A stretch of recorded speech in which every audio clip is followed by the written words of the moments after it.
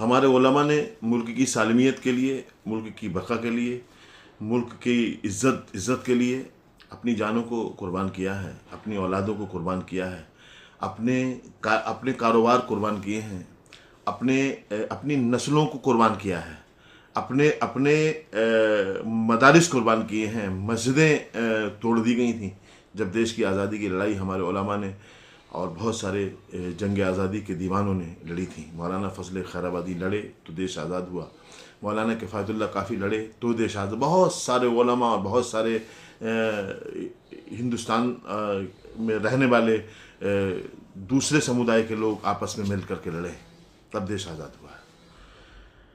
आज की तारीख में ये एक तबका ऐसा है जो ये चाहता है कि उलमा जो हैं वो मस्जिदों की चार दीवारियों में क़ैद हो जाए, और ये रिवायत 1949 के बाद से देश में एक जहर की तरह पनप रही है कि मौलाना जो है वो सियासत नहीं साहब कर सकता, मौलाना तो मस्जिद में इमामत कर सकता है, मौलाना तो साहब मदरसा चला सकता है, मौलाना तो साहब चंदा करता है। ये मुसलमानों के जो रहनुमा है, मुसलमानों के जो लीडर हैं, उनको इस तरह से उनकी निशानदही की जा रही है, चिन्हित किया जा रहा है। इनका तो काम ये है, ये चार दीवारियों में काय बहुत करें तो फतवे दें, बस बहुत बहुत करें, तफसीर पढ़ाएं और कुछ नहीं।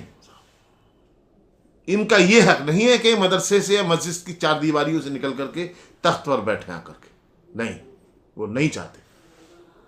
वो चाहते हैं कि ये अगर उनमें वो जानते हैं, उनके जहन में है, जिस दिन उलमा सियासत को समझ गए तो जितने ये लोग धमकियां देने वाले जो नेता हैं, जो किसी पार्टी के नेता को धमकी दे रहे हैं हम नहीं रहे तो पार्टी ख़त्म हो जाएगी, तो ये इनकी सबकी सियासत, इन सबकी राजनीति ख़त्म हो जाएगी। हाल ही में एक सांसद हैं मौलाना मुहिबुल्लाह नदवी, उन्होंने भी पिछले दिनों एक मस्जिद में बैठ करके, वो जिस मस्जिद के इमाम हैं उसमें बैठ करके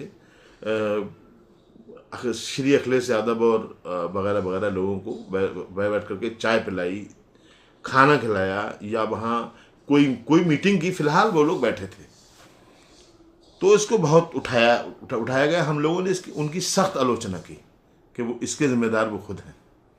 लेकिन एक बात मैं कहूँगा कि उस मामले में अगर बहस की जाए, हमें कोई एतराज़ नहीं है।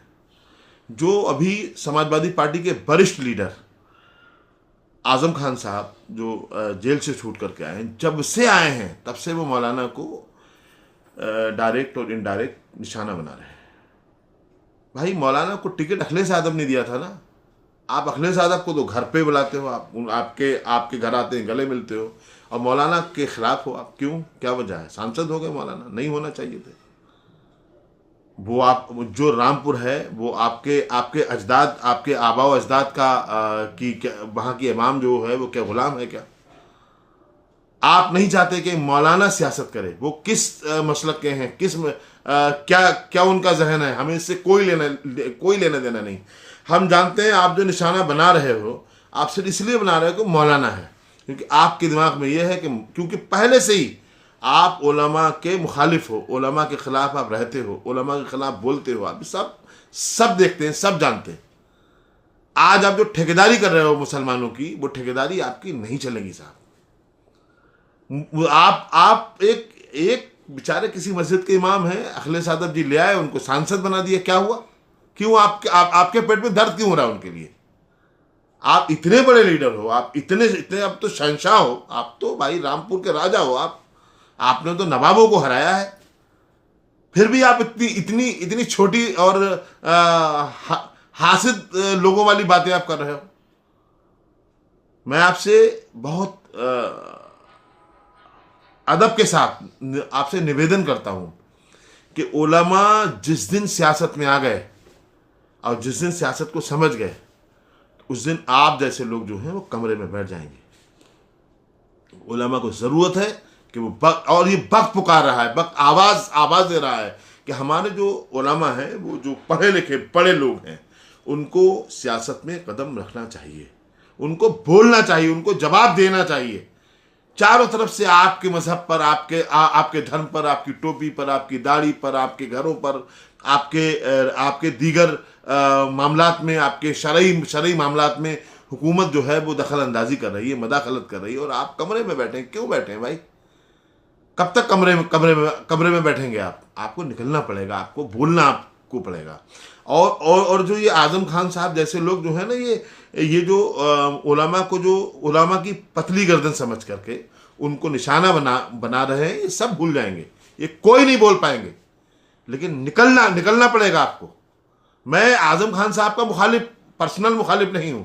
मैं हमारे उलमा, हम जैसे बहुत सारे लोग, बहुत सारे मौलाना, आजम खान साहब जब जेल गए तो हम लोग डिबेटों में, चैनलों पर, और हम लोग बहुत सारी जगहों पर आजम खान के लिए लड़े हैं। वो इतने बड़े नेता थे, तो उनकी जो आवाम थी रामपुर की, वो कहाँ थी बताए ना। आप तो रामपुर के राजा थे, आवाम क्यों नहीं निकल के आई? आवाम तो या आवाम खामोश थी या आपकी मुखालिफ थी। ये किसी को बताने की जरूरत है। अब आप बहुत प्यार से एक आदमी को टारगेट कर रहे हो, आए दिन टारगेट कर रहे हो। तो मैं उनसे भी कहूंगा, मौलाना मुहिबुल्लाह नदवी से डरे ना, बोले हम आपके साथ हैं।